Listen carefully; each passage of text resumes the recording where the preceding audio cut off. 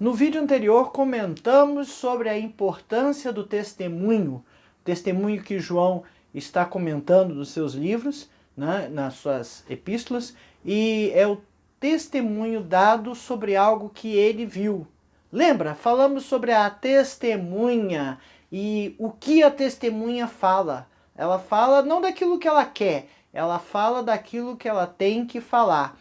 E às vezes é muito importante dar o testemunho ou servir de testemunha num determinado processo, porque você ajuda a que uma pessoa seja inocentada ou que a pessoa que cometeu um determinado crime, uma determinada situação, de fato seja justiçada da forma como a justiça pede, né? E é importante que a gente dê o testemunho, que a gente fale daquilo que a gente ouviu e daquilo que a gente tomou conhecimento.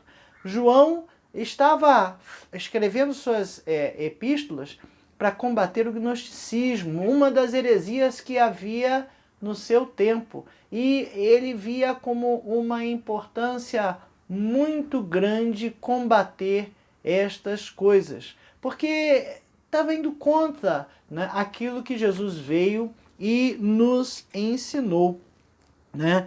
E a mensagem de João não era uma mensagem pessoal, como toda testemunha. A testemunha não fala aquilo que ela quer, que ela acha, que ela pensa. A testemunha não é para falar isso, não pode falar isso. Quando você é chamado num processo para testemunhar, é para testemunhar sobre aquilo que você viu, sobre o fato. Ninguém quer saber a sua opinião, quer saber o fato, o que você viu naquele momento. É para isso que serve a testemunha. E João se coloca nesta posição. A mensagem que eu estou falando não é uma mensagem minha, é a mensagem da salvação. Aquilo que eu estou falando não é de mim mesmo, não é um pensamento pessoal, não é uma tese pessoal. Ele não está levantando uma tese a qual ele está tentando defender. Não é isso, né? João 1,2, a vida se manifestou, nós a vimos e dela testemunhamos. 1 João 1, o nosso texto básico, 1 João 1, versículos de 2 a 4, diz assim, é importante a gente ler, as epístolas de João ficam logo ali perto do Apocalipse, né? 4 livros antes tem a primeira epístola de João. De 2 a 4 diz assim, e a vida se manifestou, e nós testemunhamos, e nós a temos visto, e dela damos testemunho. Eu vi e estou falando do que eu vi. E vos anunciamos a vida eterna, para a qual estava com o Pai e nos foi manifestada. O que temos visto e ouvido, anunciamos também a vós outros, para que vós igualmente mantenhais comunhão conosco. Ora, a nossa comunhão é com o Pai e com o seu Filho Jesus Cristo. Estas coisas, pois, vos escrevemos, para que a nossa alegria seja completa. João está testemunhando do que viu. E este testemunho, né, é o princípio básico, é o fundamento da vida do verdadeiro cristão, que é proclamar a salvação. Nós temos por missão ir por todo mundo, pregar o evangelho a toda criatura, batizando-as em nome do Pai, do Filho e do Espírito Santo e ensinando-as a guardar todas essas coisas que eu vos tenho mandado, como Jesus nos disse. Essa é a nossa missão. Não temos dúvida disso. E precisamos proclamar, precisamos falar do sacrifício de Cristo Jesus, precisamos falar da salvação que Deus nos deu por intermédio do seu Filho. A proclamação do Evangelho tem que ser uma constante na nossa vida. Nós temos que fazer isso o tempo todo. Quer dizer que eu tenho que ser aquele crente chato? Não, não precisa ser chato. Você não precisa fazer tudo girar em torno deste assunto. Você não precisa falar bom dia, já falei do evangelho hoje para você, para o seu amigo não crente. Isso realmente acaba incomodando. Mas quando a gente tem a nossa vida dentro do testemunho, quando a gente tem a nossa vida dentro das coisas corretas, quando a gente dá testemunho pelas nossas ações daquilo que nós aprendemos e somos, né, através de Cristo Jesus, essas coisas ficam evidentes. O testemunho, ele é dado e a pessoa sabe e conhece aquele caminho que você está apresentando. Esses dias mesmos ouvi de uma pessoa, né, justamente isso, olha, o Saulo é extremamente religioso, mas ele não mistura as coisas. Não que eu não dê testemunho, não é isso. Ele estava falando até de uma prática errada de alguém que se diz crente, né? E é complicado, né? É complicado a gente perceber que alguém usa o nome de Deus, proclama o nome de Deus e é visto como algo, ou é evidente algo que ele está fazendo de forma errada. Né? Então, ao testemunho, você pode falar e deve falar de Cristo o tempo todo. Essa é a constante das nossas vidas.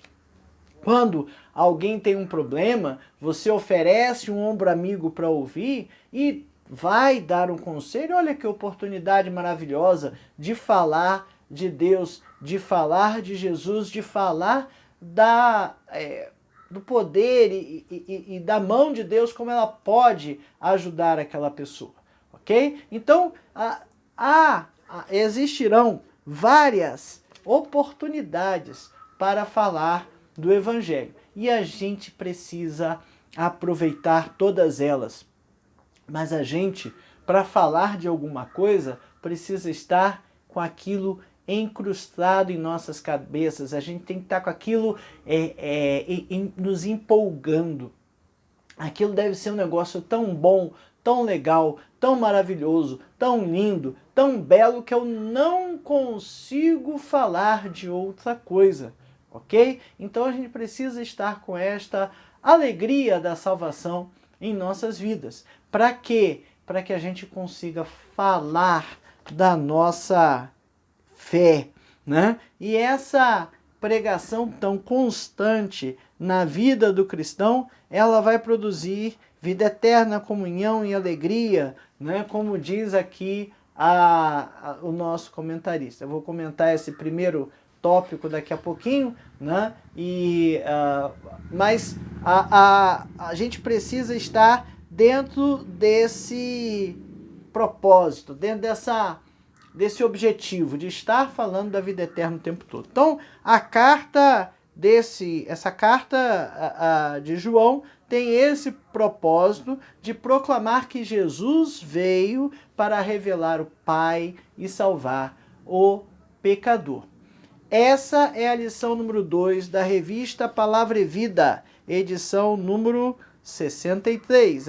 A revista Palavra e Vida é editada pela Convenção Batista Fluminense e distribuída gratuitamente pelo site batistasfluminense.org.br. Essa edição tem por tema Marcas da Vida Cristã, exposições sobre 1 João, 1ª, 2ª e 3ª João, e foi escrita pelo pastor Pedro Elísio.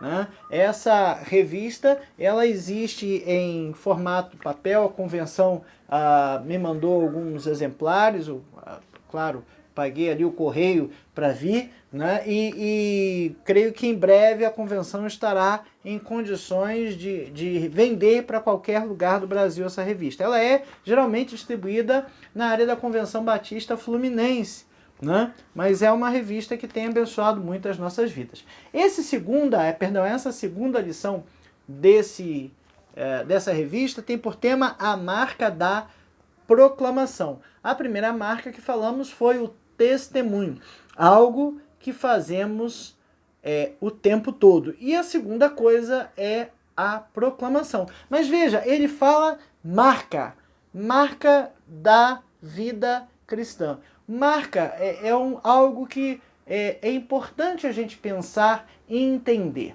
né? Sabe quando você tem um grande trauma, machuca muito um braço, quebra ou corta, ou tem um grande corte que tem que levar muitos pontos? Aquela história toda fica na sua mente por muito tempo. Ela não precisa nem levar tantos pontos assim. Eu lembro que eu caí e quebrei a ponta desse dedo, né? E até hoje eu não consigo mexer o dedo completamente. E de vez em quando o dedo me lembra que aquilo aconteceu, porque o movimento é diferente, porque às vezes se eu forçar muito dói um pouquinho. Aquilo ficou marcado, né, na minha vida. E a vida cristã é algo que tem que marcar o nosso dia a dia.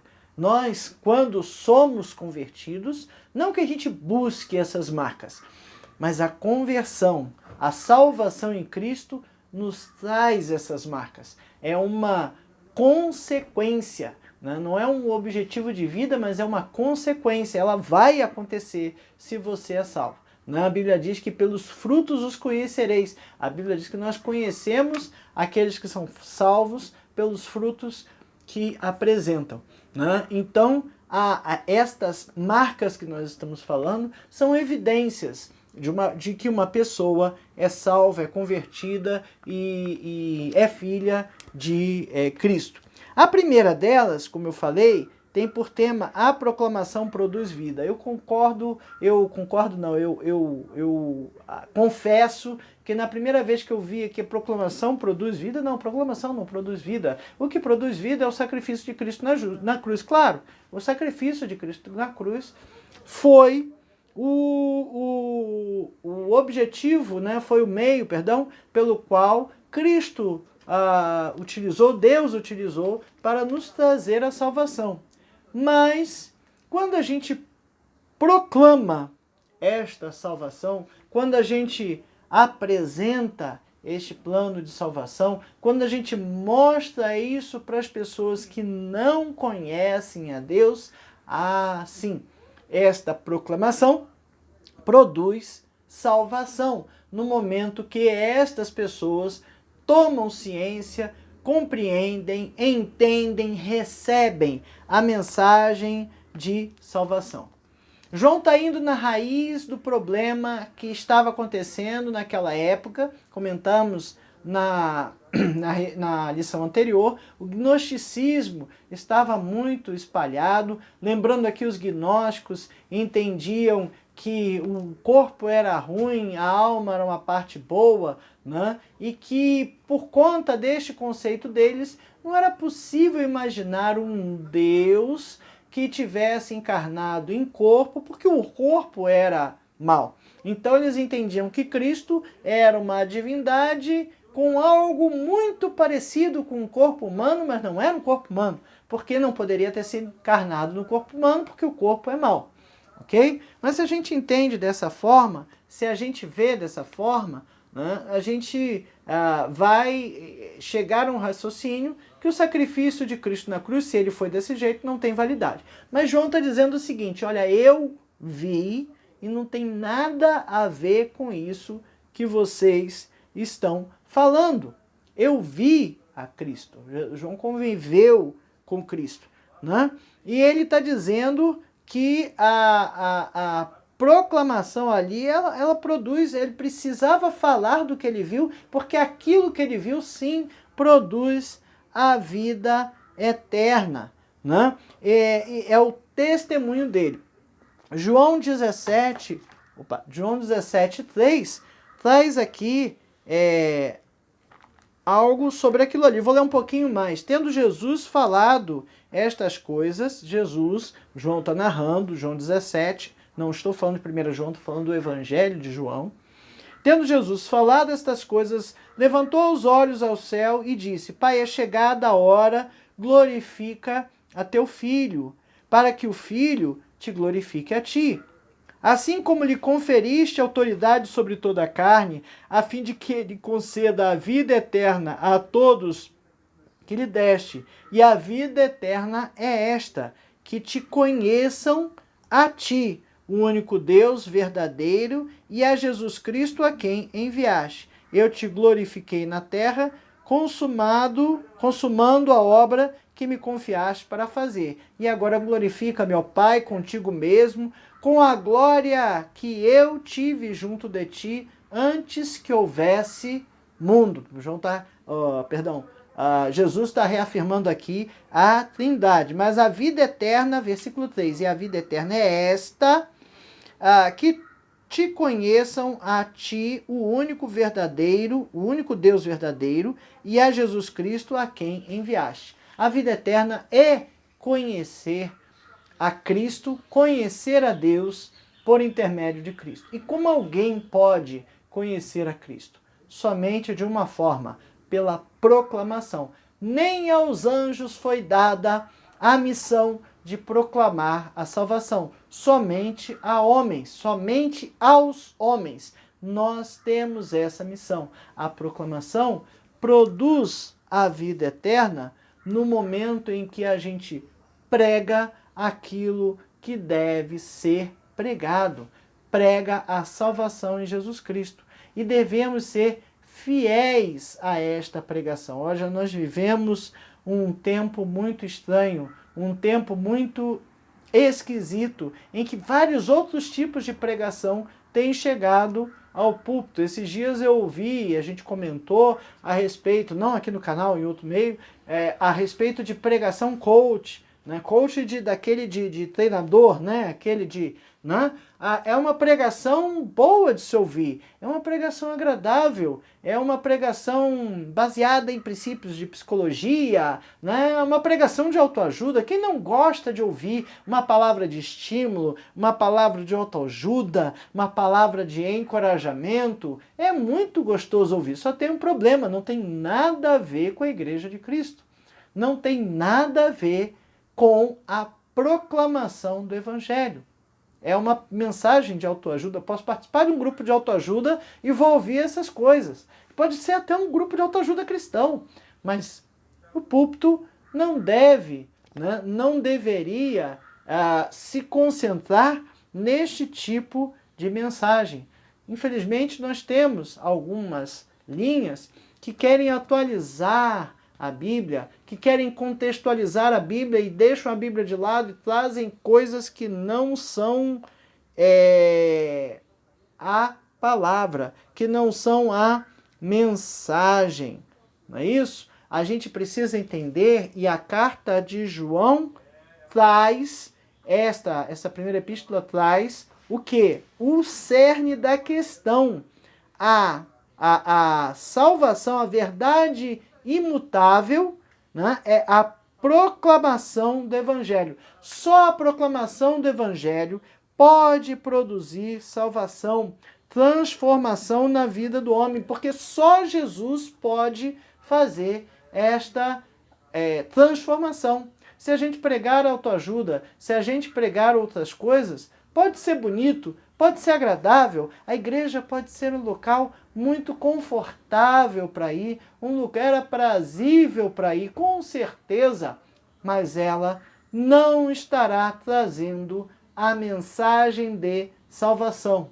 E se você manda um mensageiro entregar uma mensagem para alguém, e a mensagem não é clara, e o mensageiro não diz claramente o que tem que ser dito, a mensagem não é entendida e a mensagem não é passada. A gente comenta que para ter uma comunicação eu preciso ter um emissor, um receptor e uma mensagem. Mas além disso tudo, a mensagem emitida pelo emissor tem que ser recebida e entendida pelo receptor. Se alguém está pregando em grego e o receptor fala só português, não vai entender nada. Tem o emissor, tem o receptor, tem a mensagem e a comunicação não vai existir.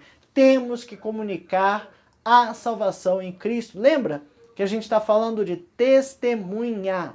A testemunha, ela tem que ter credibilidade, fidelidade, ela tem que levar o seu testemunho e o seu testemunho tem que ser a mensagem que ela precisa transmitir. Se vai uma testemunha, senta lá no banco das testemunhas, é perguntado um montão de coisa e a testemunha não responde ou o que responde não vai no cerne da questão, né? E coloca dúvidas sobre alguns aspectos, então essa testemunha ela é inútil. Só Jesus pode salvar o homem pecador. Ele pagou o preço pelos nossos pecados na cruz. Não corramos o risco de anunciar um evangelho com fórmulas mágicas. O evangelho não é mágico, o evangelho não é místico, ele não é um solucionador de problemas na terra. Até sim, Deus pode solucionar os nossos problemas. Deus pode nos trazer uma paz, uma tranquilidade, mesmo em meio aos problemas. Mas esse não é o foco do Evangelho. A mensagem de salvação é que Cristo morreu na cruz por mim e por você e por todo mundo. E todo aquele que aceitar esse sacrifício, sim, será salvo. Né? A vida eterna é concedida aos homens que aceitam o sacrifício de Cristo na cruz. E como vão aceitar esse sacrifício? Precisa pregar. E quem precisa pregar sou eu e você. Nós precisamos pregar do sacrifício de Cristo na cruz. A proclamação produz vida eterna aos outros. Olha só, né? Talvez fosse melhor a colocação da frase nesse aspecto, porque a proclamação faz com que os outros recebam, aceitem, entendam a mensagem de salvação. O segundo tópico da nossa lição vem falar que a proclamação, traz comunhão, né? Veja, João não está trazendo a sua epístola, o seu ensino, a conceitos abstratos, de jeito nenhum. Ele está falando de conceitos concretos. Olha só, nós proclamamos o que vimos e ouvimos para que vocês tenham comunhão conosco. Na tradução que eu estou usando, né? E o que temos visto e ouvido anunciamos também a vós, para que vós igualmente mantenhais comunhão conosco, né? João está falando que ele está falando do que ele viu e do que ele ouviu. Ele é testemunha ocular, né, e auditiva, por assim dizer, daquilo que aconteceu.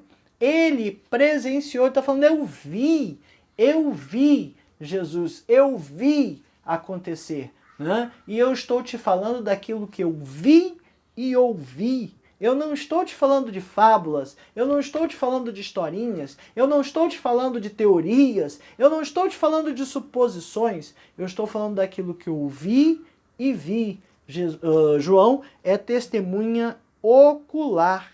E quando a testemunha ocular nos conta alguma coisa, nos testemunha alguma coisa, ela nos coloca naquele local, de acordo com a sua ótica, de acordo com o que ele viu, né? Seu olhar, ele quer transmitir para você aquilo que ele recebeu. Quando a gente aprende uma coisa muito útil e fica empolgado com aquilo, o que a gente quer fazer? A gente quer ensinar aos outros, né? Já viu isso acontecer? Uma pessoa aprender algo assim raro, diferente, e olha, logo depois ela quer ensinar isso a alguém. Já vi isso acontecer com os filhos, é engraçadíssimo, né? Que a gente ensina uma coisa e daqui a pouco a gente presencia um filho ensinando para outro, ou ensinando para a mãe aquilo que a gente ensinou para ele, porque ele está empolgado com aquilo e ele aprendeu, ele se colocou dentro daquela situação pelo olhar, pelo conhecimento, pela forma como a gente transmitiu. A testemunha ocular quer nos tornar coparticipante daquele fato. João quer nos tornar coparticipantes da salvação que Cristo nos deu. Ele viu e ele entendeu que precisava proclamar aquilo que ele recebeu. Ele está falando de comunhão não como um relacionamento social, mas como participação junto com o apóstolo da vida eterna. Está falando que queria que nós tivéssemos comunhão com ele. Aí quando citou essa palavra, e a gente usa comunhão, muitas vezes na igreja como um relacionamento de amizade, de amor e respeito e colaboração, né? Quão bom e quão maravilhoso é que os irmãos vivam em comunhão, não é isso? Também, mas João está falando de comunhão no outro aspecto. Aí sabe o que eu lembrei? Eu lembrei da minha certidão de casamento, que está lá, comunhão de bens, né? É esse sentido de comunhão que João está falando. Sabe que comunhão de bens, né? Quando eu casei com a minha esposa, tudo que era meu passou a ser dela também. Tudo que era dela passou a ser meu também. E daqui para frente, tudo é dos dois, né? Isso significa que lá no futuro, se acontecer, não vai acontecer, se Deus quiser, de uma separação ocorrer, tem que ser meio a meio porque é dos dois, né? Tudo que é meu é seu, tudo que é seu é meu. É esta comunhão que João está falando. Ele está falando de ter comunhão com os irmãos no sentido de dividir a alegria da salvação, a notícia da salvação. Isso nos torna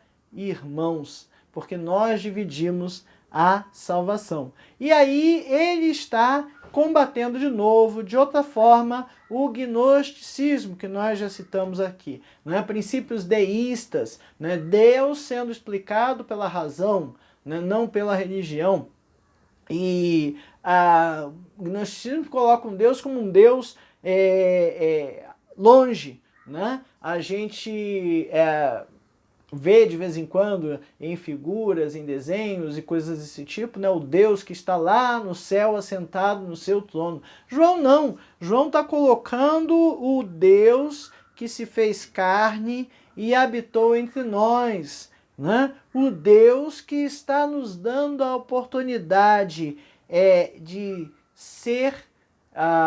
de estar em comunhão com Ele através do seu Filho. Não é o conceito do Deus distante, criador, que manipulou o mundo todo e fez a sua criação e fica lá de cima assistindo. É o Deus que habita conosco, né? João 1, nos versículos lá, eu vou ler do 12 ao 14, ele traz este conceito, essa descrição, né? Que João 1 a gente conhece, né? O princípio era o verbo estava com Deus, e o verbo era Deus, né? E quando chega lá no versículo 14, ele de fato, estou quase falando de cor, né? E o verbo se fez carne e habitou entre nós, cheio de graça e de verdade. E vimos a sua glória, glória como do unigênito do Pai. Do 12 ao 14, né? Mas a todos quantos o receberam, deu-lhes o poder de serem feitos filhos de Deus, a saber, aos que creem no seu nome, aos quais não nasceram do sangue, nem da vontade da carne, nem da vontade de homem, mas de Deus, né? Então, João está dizendo aqui claramente, Deus se fez carne, ele veio habitar conosco, não é um Deus distante, é um Deus próximo, não é um Deus que está ali em cima olhando a criação. É um Deus que está nos dando a oportunidade de sermos feitos filhos de Deus. E aqui eu abro um parênteses, né? Tem um dito popular que diz: a todos somos filhos de Deus. A Bíblia diz ao contrário, João está dizendo aqui ao contrário, né? Mas a todos quantos receberam, deu-lhes o poder, versículo 12, capítulo 1 de João, do Evangelho de João, deu-lhes o poder de serem feitos filhos de Deus. Deu-lhes o poder de serem feitos, é porque não era, né? Nós éramos criaturas de Deus. Nós somos todos criaturas de Deus. E somos filhos por adoção, né? Então, veja, Deus nos deu essa oportunidade de estar em comunhão com Ele, mais próximo, de uma forma adotada, para quem acredita, para quem aceita, para quem recebe o sacrifício de Cristo na cruz. É esta comunhão que Deus propõe conosco. E quando João fala que está anunciando para que tenha comunhão conosco, eu vou voltar lá em 1 João,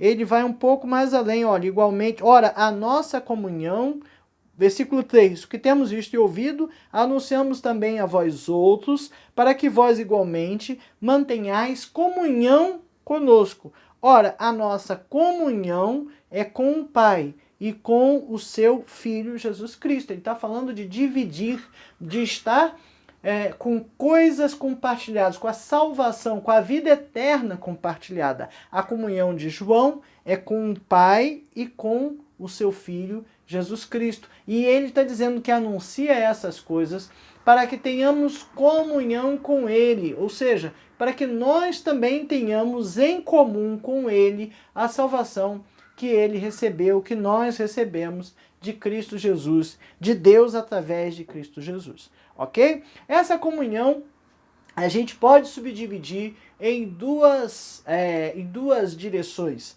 A primeira a gente chama de comunhão vertical. Lá em Lucas 15, de 11 a 31, eu não vou ler, narra da parábola do filho pródigo. Jesus contando esta parábola, ele está no meio de 3 parábolas ali, e uma delas é essa. Né? É uma parábola, ela é uma história com um caráter simbólico para ensinar alguma coisa. Dentre os símbolos que a gente pode entender ali, a gente pode entender o pecador voltando arrependido para a casa do Pai, voltando a Deus através da salvação concedida por Cristo Jesus, né? Volta ao lar, que Deus nos reconcilia com Ele. 2 Coríntios 5,19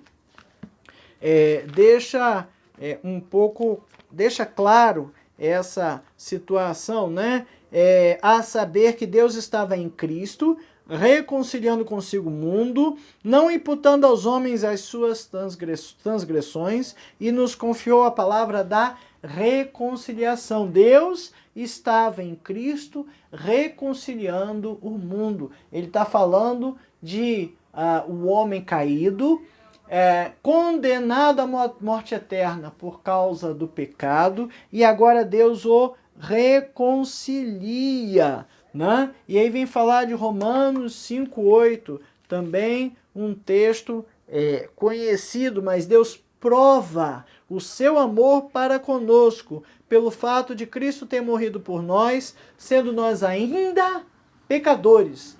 Deus prova o seu amor para conosco, porque Cristo morreu na cruz, sendo nós ainda pecadores, ou seja, sendo nós ainda não merecedores. E este sacrifício de Cristo na cruz foi para nos reconciliar com o Pai. Esta reconciliação que a gente está falando é a reconciliação vertical de Deus com os homens e o homem com Deus. É o filho pródigo voltando à casa do Pai e Deus mandando seu filho ao mundo para morrer por nós, sendo nós ainda pecadores e nos reconciliando com eles. Né? E esta comunhão, esta ligação que está lá em João 17, 13, a vista não alcança, de vez em quando tem que olhar com mais detalhe, 13 não 3, né? Ela fala lá, e a vida eterna é esta, que te conheçam a ti, o único Deus verdadeiro, e a Jesus Cristo a quem enviaste. Esta é a forma da reconciliação, é a forma como obtemos a vida eterna, através de conhecer a Deus. E quando a gente fala de conhecer a Deus, não, tudo bem, eu aceito o sacrifício de Cristo e vou segui-lo. E a partir daí a gente precisa buscar conhecer a Deus. Como é que a gente conhece alguém? Né? A gente conversa com alguém, com essa pessoa, a gente troca ideias, a gente desabafa, ouve o desabafo, a gente interage, né? E a gente precisa, então, interagir com Deus através da oração e da leitura da Bíblia. E o outro sentido da comunhão é a comunhão horizontal, né? A comunhão com os irmãos. Né? Há uma ilustração, né? Uma alegoria, uma ilustração que mostra ali que a Bíblia tem a cruz tem 2 travessões, um vertical e um horizontal. Né? Então a gente vê que Deus nos reconcilia com Ele quando nós o procuramos através do sacrifício de Jesus, mas também é necessário a reconciliação horizontal. João está falando, para que eu tenha comunhão com vós, eu vou dividir convosco o que Deus nos deu através de Jesus. Nesse momento, eu lembro lá das nossas lições sobre os 10 mandamentos. Tem uma playlist aqui no canal falando sobre os 10 mandamentos, 13 lições também sobre isso, né? E uma coisa que ficou muito evidente naquelas lições, e eu lembro agora, é que 4 mandamentos eram relativos ao relacionamento do homem com Deus e 6 eram relacionamento com o homem com seus semelhantes, né? Não terás outros deuses ante mim, não farás para ti imagem de escultura, nem o adorarás, é o dia do sábado, né? São relacionamentos verticais. E aí tem o não matarás, não furtarás, não dirás falsos testemunhos, são os outros 6 mandamentos que nos descrevem um relacionamento horizontal. Deus quer depois resumiu, esses 10 mandamentos em 2, amar a Deus sobre todas as coisas e ao próximo como a ti mesmo, né? E agora a gente está falando da cruz que nos reconcilia, homem, com Deus, né? E nos coloca todos como irmãos em comunhão. O sacrifício de Cristo na cruz não é a cruz, mas o sacrifício de Cristo na cruz nos traz esta reconciliação vertical e horizontal. Olha que coisa maravilhosa, olha como Deus é maravilhoso e nos traz lições maravilhosas que se interligam ao longo do tempo. A gente está falando dos 10 mandamentos lá quando o povo saiu do Egito, coisas de 3.000 anos antes de Cristo, né, um pouco mais, e agora a gente vem falar do sacrifício de Cristo na cruz e esses 2 sentidos de reconciliação. É algo muito interessante, muito importante e nos dá uma alegria muito grande saber que em Cristo nós somos reconciliados entre nós mesmos, né? Nós somos irmãos em Cristo. Bom, a terceira coisa que a proclamação traz aqui é a alegria, né? A alegria perfeita aponta para a certeza da salvação e da comunhão real com Deus. Infelizmente, muitas pessoas têm a sua alegria baseada em coisas que compra, coisas que ganha, em emprego, em posição social, em uma roupa, em um carro, né? Claro, essas coisas nos trazem conforto e essas coisas são bem bacanas. Ganhei um celular novo, comprei um celular novo, comprei um notebook novo. Você percebe que você compra um celular novo e logo, logo ele se torna velho. Não passa 2, 3 meses, você já está acostumado com ele, já está reclamando, porque em vez de demorar 15 segundos, né, os 15 segundos que era muito rápido, virou uma eternidade para você. Ele está fazendo no mesmo tempo, mas você acha que ele já está lento, ruim e velho. Essa alegria, ela é uma alegria efêmera, ela é uma alegria circunstancial. É alguma coisa que me trouxe a alegria e que logo, logo vai acabar. Logo quando o celular travar, quando não pegar, né? Quando o carro enguiçar, ou então arranhar, né? Já viu? Quando você compra um carro, fica todo cheio de cuidado, não pode encostar, não pode fazer não sei o quê, até que alguém vem e faz um arranhão no carro, ou bate uma porta no carro, ou acontece um acidente, né? E aí você, é um carro. Talvez você comece a desligar um pouco dessa coisa, mas também perde um pouco da alegria daquele bem. É uma alegria circunstancial, é uma alegria efêmera, uma alegria passageira, momentânea, temporal. Mas a salvação que Cristo nos deu é uma alegria eterna, porque ela nos dá a vida eterna, a vida para todo sempre, né? E é esta alegria que nós precisamos ter, né? E nós precisamos proclamar, porque quando a gente proclama da salvação, a gente se alegra em Cristo, né? Nós nos tornamos participantes desta alegria, porque nós a recebemos mediante a proclamação. E a gente tem que ter em mente que a gente tem que proclamar para fazer outras pessoas também participantes desta alegria. A missão de pregar o Evangelho, já disse, repito, né, não foi dada a anjos, foi dada a mim e a você. Nós temos que pregar o Evangelho e a pregação do Evangelho nos traz alegria, né?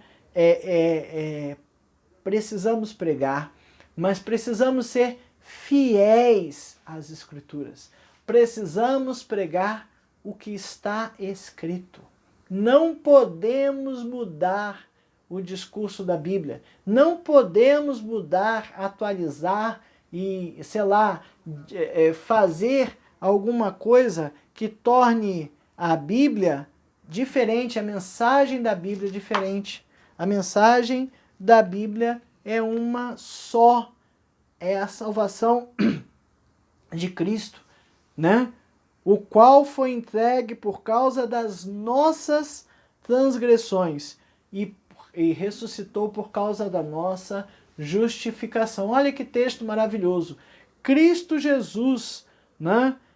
Pelo que isso, versículo 4, Romanos 4, 22, pelo que isso lhe foi também imputado pela justiça, e não somente por causa dele, está escrito que lhe foi levado em conta, mas também por nossa causa, posto que a nós igualmente nos será imputado, a saber, a nós que cremos naquele que ressuscitou dentre os mortos, a Jesus, nosso Senhor, o qual foi entregue por causa das minhas transgressões, das suas transgressões, das nossas transgressões, e ressuscitou para nossa ou por causa da nossa justificação. Jesus venceu a morte, ressuscitou para que os nossos pecados fossem justificados. Lembra lá atrás? A lei obrigava a uma série de procedimentos. Se você não fizesse todos eles, você não era justo, não estava justificado e não ganharia a salvação. Mas Cristo tirou de nós o peso da lei. A lei toda foi resumida em amor. Amar a Deus sobre todas as coisas, ao próximo como a ti mesmo. Como amar? Jesus ressuscitou da morte. E com a sua ressurreição, nos trouxe a nossa justificação. Estamos nos aproximando da Páscoa, né? Essa lição está sendo gravada uma semana antes da Páscoa, né? E o que isso significa? O que a Páscoa significa? Como temos entendido, proclamado e falado da Páscoa?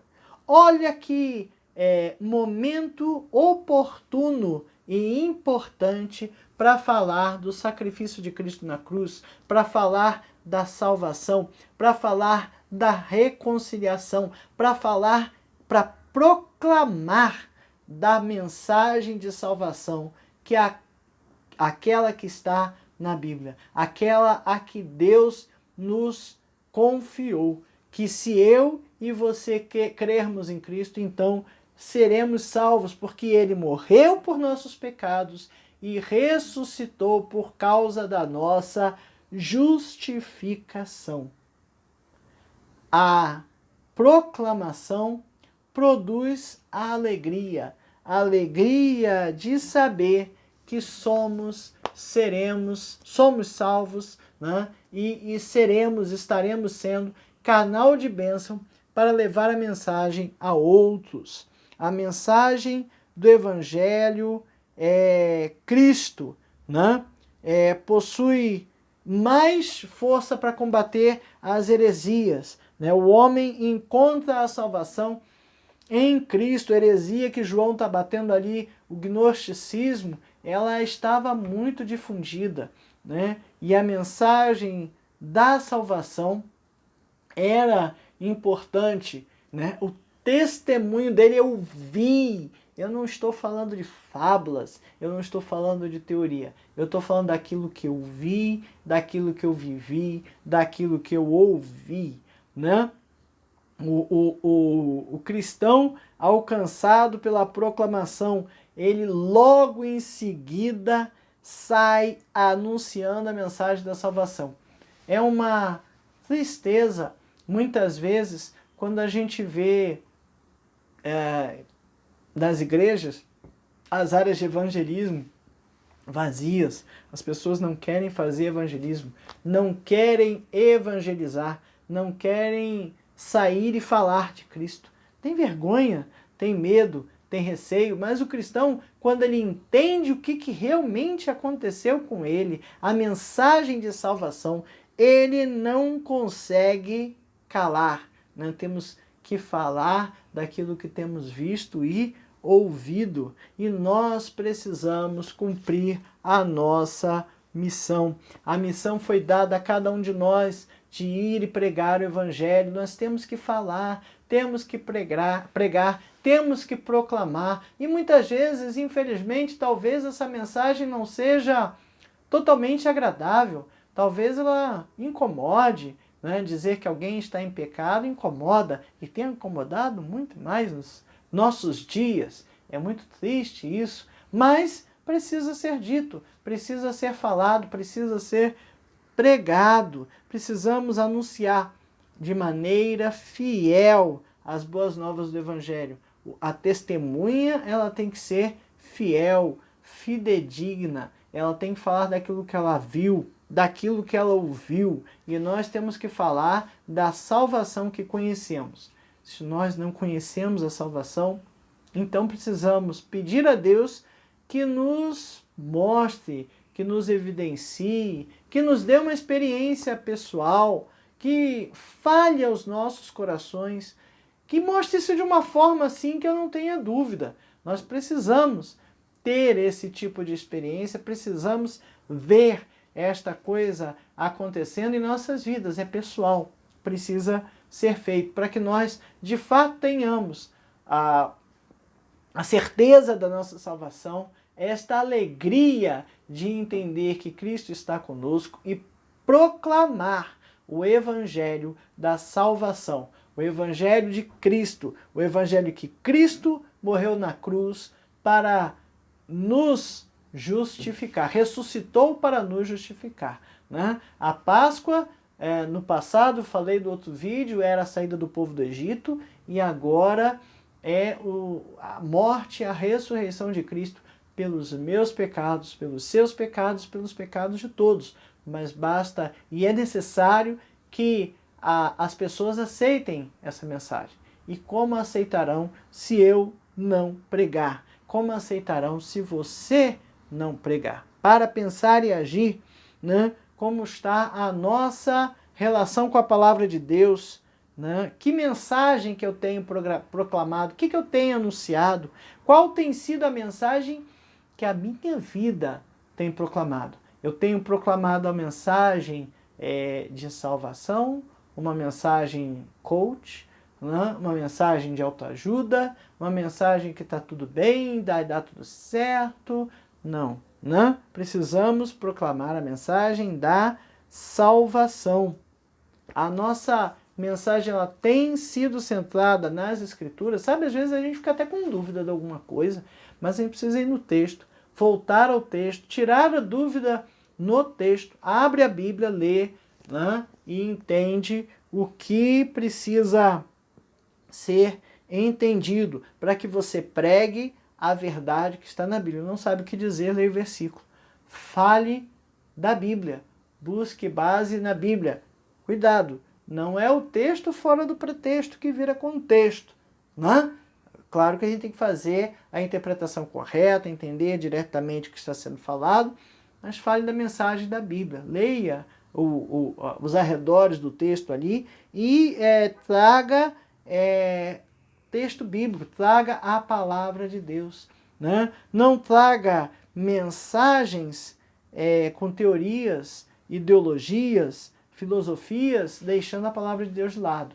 A gente pode até usar alguma coisa dessa, pode até, mas a palavra, a mensagem, o cerne da questão é a palavra de Deus, né? E que tipo de fruto a mensagem que eu tenho proclamado tem resultado, né? Qual é o fruto que tem nascido da mensagem que eu tenho programado? Será que a minha mensagem tem dado fruto, né? Será que a minha mensagem tem estimulado a comunhão dos irmãos com Deus? Sinceramente, eu peço a Deus que tenha sido isso. Eu peço que esse canal tenha sido bênção na sua vida, né? De vez em quando a gente recebe algumas mensagens, né? Trazem a nós felicidades, as mensagens de retorno são digitadas aí, porque a gente vê que alguém está, de fato, recebendo alguma coisa e aprendendo alguma coisa, né? Mas meu ego tem que ficar lá embaixo. A mensagem a ser proclamada é a Bíblia, né? E a minha proclamação tem que estimular a comunhão dos irmãos com Deus, né? Que Deus nos ajude, a mim e a você, a proclamar um evangelho que traga a todos comunhão, que traga a comunhão comigo e a comunhão com Deus. Comunhão, não amizade, não carinho, não respeito, mas a comunhão naquele sentido que falamos, de ter tudo junto, de ter tudo em comum, de termos a salvação de Deus em Cristo Jesus em comum.